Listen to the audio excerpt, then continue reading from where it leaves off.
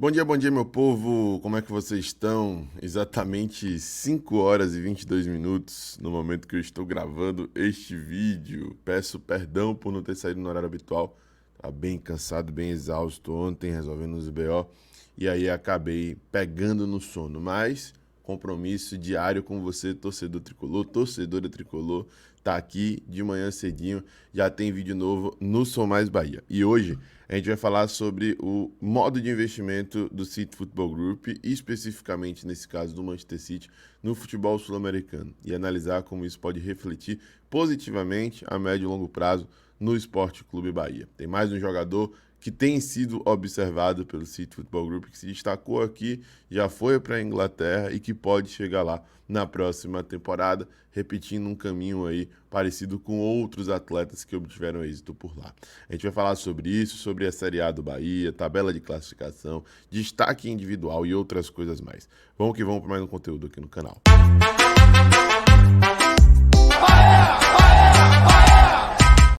Fala, nação tricolor ligada no Sou Mais Bahia, tudo beleza? Barbaço na área, tô aqui para começar mais um vídeo, dessa vez mais um plantão tricolor com as últimas informações do Esquadrão de Aço para você, torcedor do Bahia, ficar muito bem informado. Chegou, deixa o seu like, se inscreve, ativa o sino, no mínimo são 3 conteúdos diários aqui no canal e claro, compartilha com geral para dar aquela moral muito importante pra gente. Além disso, se você ainda não baixou o aplicativo do OneFootball, adiante seu lado, clique no primeiro link da descrição ou do comentário fixado ou aponte o celular pro QR Code que aparece na sua tela. Você baixa gratuitamente esse aplicativo maravilhoso. Lá você acompanha o seu time do coração, o Bahia, de perto. É só botar o Esquadrão como sua equipe favorita. Os jogos em tempo real, as notícias, as informações, tudo vai notificar para você, torcedor tricolor. Você também pode escolher as ligas que mais gosta, que também vai ser notificado, e pode acompanhar lances ao vivo de torneios como da Comebol, né? Libertadores, Sul-Americana, Recopa. Tem também transmissão gratuita da Bundesliga e de outras competições. Não perde tempo, chega junto e baixa já o aplicativo do OneFootball. Qualquer amante de futebol tem um aplicativo do OneFootball no seu celular.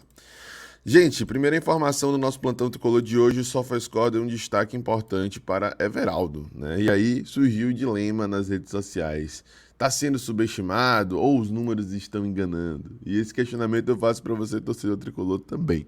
Tá aí, o Everaldo, 31 anos, é o líder do Bahia em gols e participações em gols na temporada 2023. São 29 jogos, sendo 21 como titular. Naquele começo de temporada ele alternava com o Ricardo Goulart na titularidade. 11 gols marcados, 4 assistências, né, 15 participações diretas em gols. Ele precisa de 122 minutos para poder participar de gols. Os números realmente são bons, né? É evidentemente que por muito tempo ele fez muito gol de pênalti, foram 5 de pênalti desses 11, se eu não estou enganado. Mas, né, deixou já a sua contribuição em 2 jogos de Campeonato Brasileiro da Série A, né? Ficou de fora de alguns por conta da pubalgia, e é evidentemente que a gente espera isso de um centroavante, a gente espera gols, espera jogadas bem definidas, a gente espera que ele possa contribuir aí de alguma forma para que o time possa brocar os adversários. Ainda está longe do ideal no meu ponto de vista, mas são números que têm que ser reconhecidos, né? Agora, eu me apego até mais a outros fatores do que os números. Os números falam muita coisa, não dizem tudo, mas falam muita coisa. Os outros fatores são os fatores táticos. Eu acho que contra o Goiás, né, fique à vontade para poder discordar, mesmo independente do gol, né, mesmo se ele não fizesse o gol, ele fez uma partida taticamente interessante, né? Conseguindo se movimentar, ter um pouco mais de dinamismo, de mobilidade. E é isso que eu queria ver de um centroavante do Bahia, né? Um cara que não fica todo momento fora da área, mas quando sai, faz o pivô bem, abre o jogo pelo lado, consegue articular um pouco melhor as jogadas, né? Dá opções alternativas para os jogadores de lado de campo, consegue prender também a marcação para ceder espaço para esses atletas.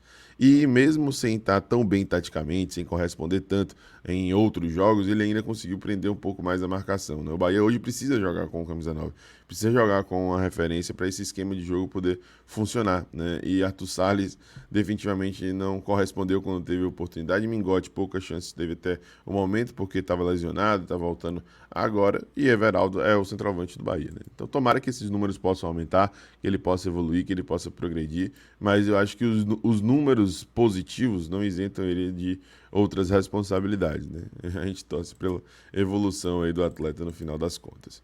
Vamos falar agora sobre tabela de classificação. Ontem aconteceu o último jogo dessa 7ª rodada. O Cruzeiro acabou perdendo em casa, bicho, para a equipe do Cuiabá.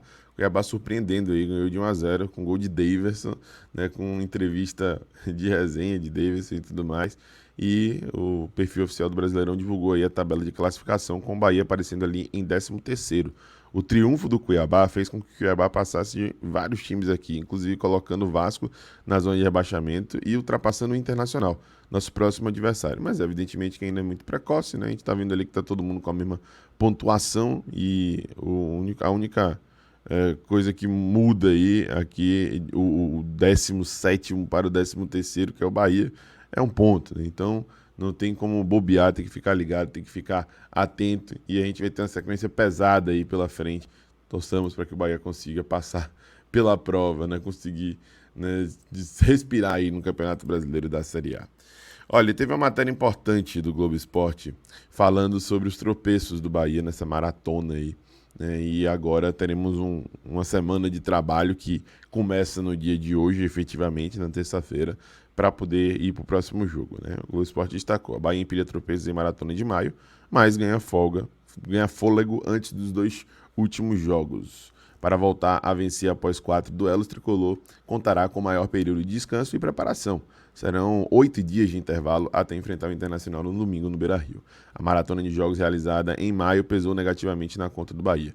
Após o empate com o Goiás no último sábado, pela 7ª rodada do Campeonato Brasileiro, o Tricolor chegou ao 4º jogo consecutivo sem vencer na temporada. 3 pela Série A, e está, né, perto da zona de rebaixamento com apenas 7 pontos, né, em 7 jogos disputados, perdão. Antes de enfrentar o Internacional, no entanto, o Tricolor terá 2 dias de descanso e 5 de preparação, já que o duelo da 8ª rodada será disputado no próximo domingo no Beira-Rio. Entre o empate com o Goiás e o duelo com o Inter, o Bahia contará com um intervalo aí de 5 dias de trabalho. Em maio, o Bahia disputa um total de 8 partidas, né? 6 já foram realizadas. Depois do jogo com o Inter, o Tricolor vai receber o Santos no duelo de volta da segunda fase da Copa do Brasil. E no dia 31, vai ser no dia 31 na Arena Fonte Nova. Na ida, na Vila, empate em 0-0. Olha aí os jogos do Bahia em maio, né? O Bahia acabou vencendo o Vasco, venceu o Coritiba, começou naquele pique, né? Aí depois perdeu pro Santos, perdeu pro Flamengo em casa, empatou com o Santos, empatou com o Goiás, né? Foram 2 triunfos, 2 derrotas, 2 empates, e agora tem 2 jogos pela frente contra o Internacional e Santos. E fica a torcida para que a gente possa fechar esse mês aí importante com um saldo positivo. Coincidência não, o Bahia venceu os 2 jogos iniciais deste mês quando teve mais dias de preparação. Após o empate com o Goiás, inclusive, os jogadores do Tricolor celebraram o período de descanso e treinos antes de enfrentar o Inter. Tomara que aconteça a mesma coisa. Entre os confrontos contra o Coritiba, no dia 7 de maio, e Goiás, no dia 20 de maio, foram 5 jogos disputados em apenas 13 dias, média de uma partida a cada 2,6 dias, de acordo com o técnico Renato Paiva, durante entrevista coletiva. Um dos motivos que prejudicaram o Bahia contra o Goiás foi o desgaste físico dos jogadores. Ele falou: depois acho que senti os jogadores com o cansaço acumulado dos jogos, os erros não forçados, tem um pouco a ver com isso, não com o treino, praticamente não treinamos. É um ciclo de jogos pesado, fui sentindo como estavam. Biel e Ademir dão sempre uma verticalidade, mas não. Melhoramos na segunda parte, mas algumas situações não controlamos. Os jogadores não erram porque querem. É um jogo que não me deixa satisfeito, né? Bom, eu acho que pesa isso, evidentemente, mas ele poderia contribuir, né, colocando uma equipe um pouco mais equilibrada ali, né, em termos de marcação, para poder não sobrecarregar tanto o time. Mas enfim, olha aí o cronograma para a gente ter ciência: foi folgas domingo, segunda também, terça, treino de manhã, quarta, treino de manhã, quinta da mesma forma, sexta, sábado, treino de manhã e deslocamento para Porto Alegre, e no domingo, Inter e Bahia, às 16 horas no Beira-Rio, tá? Sequência pesada, meu amigo, sequência pesada.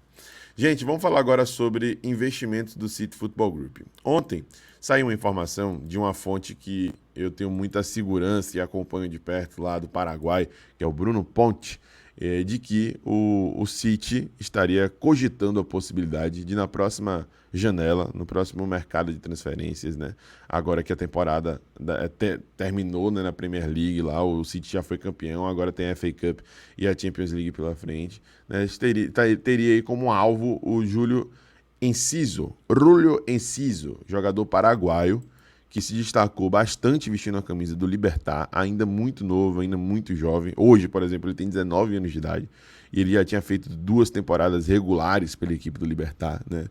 Uma ele fez 11 gols em 17 jogos e a outra ele fez 12 gols em 42 jogos, né? A inicial dele lá em 2020, ainda bem novinho, com 16 a 17 anos, ele fez 2 gols em 10 jogos.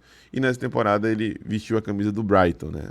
E conseguiu aí fazer 3 gols em 24 partidas. E já estaria sendo observado pelo Manchester City, não pelo City Football Group. Nesse caso específico, a informação do Bruno Ponte é sobre o Manchester City. Tá? E por que eu estou falando sobre isso, trazendo essa abordagem? O Manchester City tem olhado cada vez com mais cuidado, com mais carinho para o futebol sul-americano, né? E em algumas situações, as contratações são questionadas, né? Porque sai daqui sem talvez o crivo que a crítica acha necessário, né? E uma delas que a gente viu isso acontecer, por exemplo, foi o Julián Álvares, e falam que a contratação não é para o Manchester City, é para o Grupo City, de maneira geral e tal, isso e aquilo. Essa crítica aconteceu de maneira muito direta ao Julián Álvares quando ele saiu do River Plate. Teve inclusive o Tino, um jornalista lá da Argentina, que falou que o Julián Álvares não ia para o Manchester City, iria para o Grupo City, né? E iria acabar parando em outra equipe que poderia ser o Bahia, por exemplo. E na prática, o Julián Álvares mostrou seu valor, não só no Manchester City, mas na seleção da Argentina, né? Conseguiu aí conquistar o seu lugar ao sol e se tornou efetivamente um jogador, não só um jogador do Manchester City, mas um jogador valorizado do Manchester City. E o Manchester City continua, né, seguindo aí a mesma linha de investimento e já olha com bons olhos para o Júlio Enciso, jogador de 19 anos que hoje está na equipe do Brighton, né? E a página do Manchester City Brasil até trouxe esse destaque sobre as movimentações do Manchester City, destacando essa movimentação junto ao mercado sul-americano do Julián Álvares. O Manchester City vendeu Gabriel Jesus e Zinchenko por 77 milhões de libras, né?